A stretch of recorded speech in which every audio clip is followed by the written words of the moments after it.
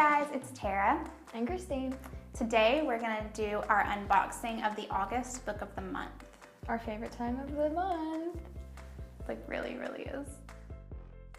Okay, you want to pull the first book? Let's see. Oh, disclaimer, we have already looked at these. Yeah. Because we couldn't help ourselves. So I'm going to pull the one I'm most excited about, which one are you most excited about?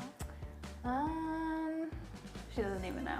I don't even know, actually. Actually, I think this one. Oh, really?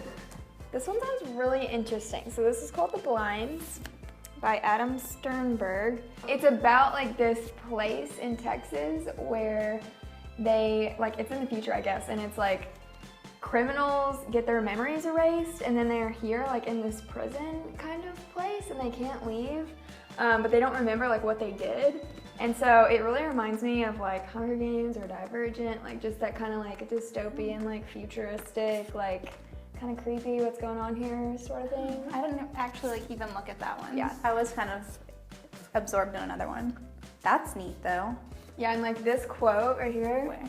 Says, "This may not be a prison, it may not be a purgatory, but it sure as hell not a paradise either. This The Blinds." Ooh, that's cool. So I want to read that. Yeah, that one looks really good.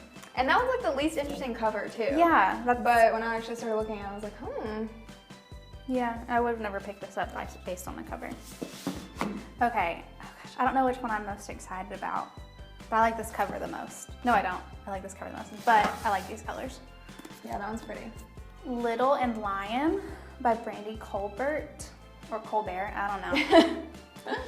But basically this is about a brother and sister, or stepbrother and stepsister, and the main character is the girl, and she comes home when her stepbrother is diagnosed with bipolar disorder, and it's all about her trying to be there for her family and like get back into her life back home, but it's got this twist, or it's also about the fact he's in love with this girl and she's in love with the same girl. Yeah. So it's gonna deal with that whole, you know, well, A, just like it's a love triangle. Mm-hmm. B, it's gonna handle, you know, LGBTQ rights and stuff, and then also mental health issues. So I'm really interested in how that all I love that about Book of the Month. melds. They always like are so inclusive because like they've had a couple books lately that were like LGBTQ, like and you know, mental disorders and like different races, and like they're always just so inclusive. Yeah, like that. I agree. So I'm really excited about this one. Like, I think it's gonna make me cry.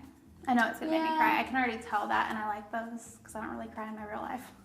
So just a little bit of personal information. Okay, I'm gonna go with this one. The Heart's Invisible Furies. And look at the size of this thing. Like, this one is super thick. Like, I've never seen a book this big in Book of the Month. Like, it's huge. Also, this one smells the best. Yeah, we smelled it. It smells so good. So if you're like a book sniffer nerd, pick this one just for the smell. This is actually written by the author who wrote The Boy in the Striped Pajamas, which, if you've seen that movie or read that book, it will make you bawl your eyes out. It is extremely sad.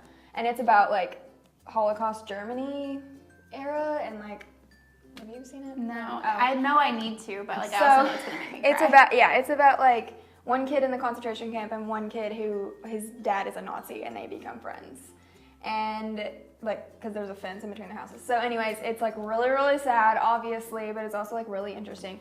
This book is about post-war Ireland, and it's like literally the life story of a boy who's like adopted and grows up in Dublin. So I'm reading that for sure. Obviously like his literal entire life story. But it's fictional. Yes, it's fictional. Yeah, I mean, I assume so. It doesn't say that it's nonfiction. So, very interesting. Oh, I'm definitely This is like my kind of thing. Like, I like these sort of stories. So, next. This one is possibly like the funnest book cover I've ever seen. It's just junk food. Just a lot of junk food. And then the back I'm sold already. I don't even know the title. I'm sold. Well, okay. This is Eat Only When You're Hungry, and I thought it was gonna be like, you know, a lifestyle eating book, but it's not about that at all. It's actually fiction, and it is about a father who is like, oh, it's fiction? I thought it was nonfiction. Yeah, no, I know. That's what it looks like. Yeah. It made me think of the McDonald's. Yeah, it made me think. What is it? Super Size Me. So no, it's fiction, and it's not about dieting, exactly. It's about this father and his young adult son, I guess, our age. He's an addict and he goes missing. So the dad goes on a cross-country adventure trying to find him. But he's middle-aged and he's obese and he's in this RV by himself. And based on what it says, it's going to be about him having to kind of face his failures as a human and all of that kind of stuff, and whether or not he even wants to find his son, because they're supposed to have a really tumultuous relationship. But Interesting. It's based around food. So this line is my favorite. It says, Greg takes us on a tour of highway and roadside of Taco Bell, KFC, gas station Slurpees, sticky strip club floors, pooling sweat, candy wrappers, and crumpled panes of cellophane and wrinkled plastic bags tumbling along the interstate.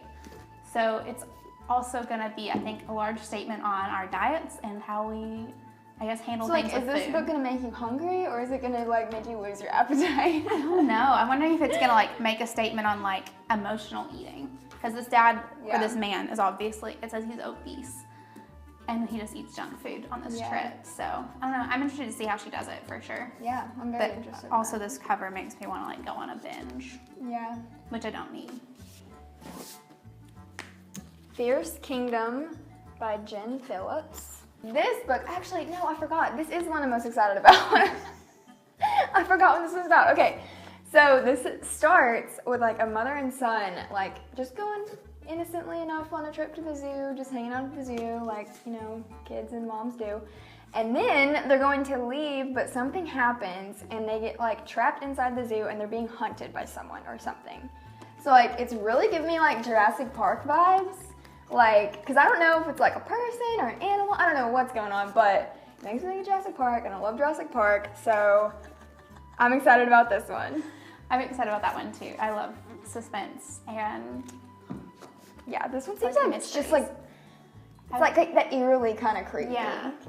What's... Well, I wonder, because in the thing you said it doesn't say what they see or why the mom why they get stuck in there. So I'm wondering if they tell you that from the start of the book, or if you don't find that out till the end. Yeah, because they don't say anything about why, what's happening. Yeah. They just said something happens and they end up stuck in there. So I'm excited to read that one. Yeah, me too.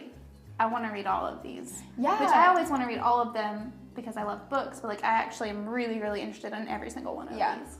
I feel like their choices have been getting better and better. I swear. If we had to choose, I don't know what we would do. Oh, if I had to choose, I don't know, because these three, The Blinds, Sears Kingdom, and The Hearts Invisible Furies, all three of these I want to read. I mean, I want to read those too, but these three I'm I really want to read. I feel like I would probably start. I could probably start with this one actually. This one's really interesting.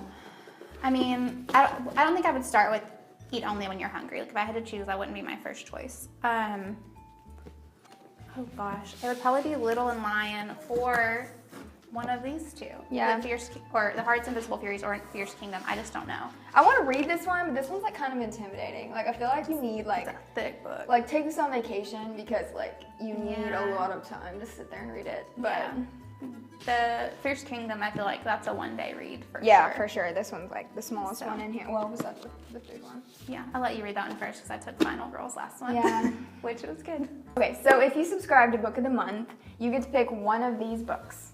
And it's $14.99 per month, but if you can't pick just one, you can add another one to your box for only $10 each, and you can add up to 2 more. But if you're not interested in any of these books, you can just skip a month, and you don't have to pay that month, and you can skip as many months as you want. So that's always a good perk. Or if you just are man, I have too many books that I need to read. I don't need another book this month. That's my life story. But I've never personally done that. I'm always I always pick at least 2 or 3. So I mean, every box we've got it, I've never been oh, I don't want to read any of those. They always sound good. And if you think about it, $14.99 for one hardback book, if you pick this one, that's a freaking steal. I've spent $30 for books this big. Well, and if you've read any of our other reviews, from the past months, usually those are available too if you wanted to add one of those to your box for $10. So, yeah, that's it. So we're gonna go read. Yes. If you like this video, sorry. No, go ahead, do it. Go sign up for Book of the Month. If you like this video, give it a thumbs up and subscribe to our YouTube channel. And don't forget to follow us at Ernst and Liv on all social media platforms. Happy reading!